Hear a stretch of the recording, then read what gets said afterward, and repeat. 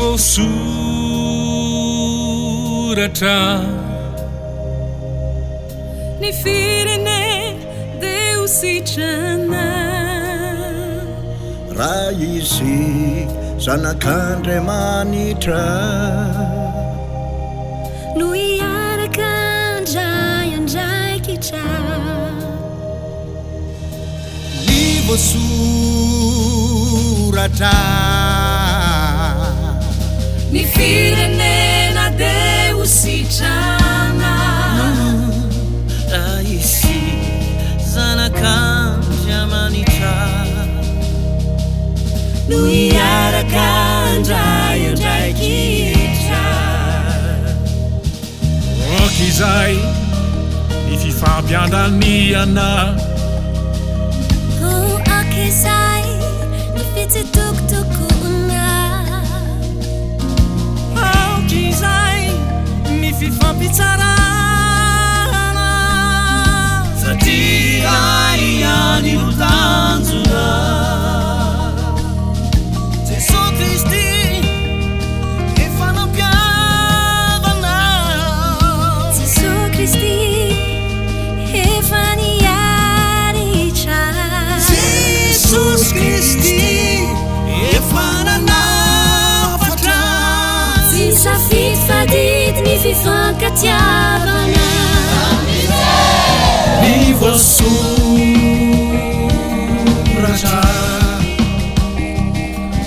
ny firenena dia ho sitrana raha izy zanak'Andriamanitra no hiaraka andray andraikitra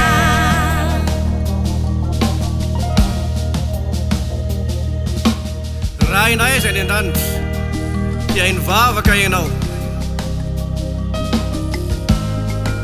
mifony zahay tompo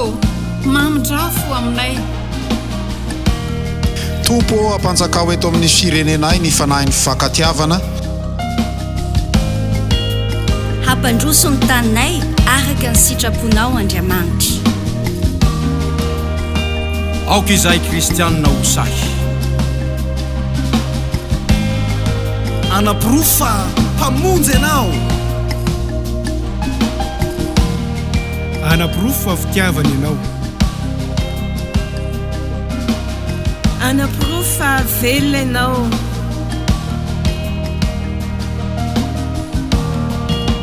ka tsy amin'ny teny fa miasa no anehoana ihany izany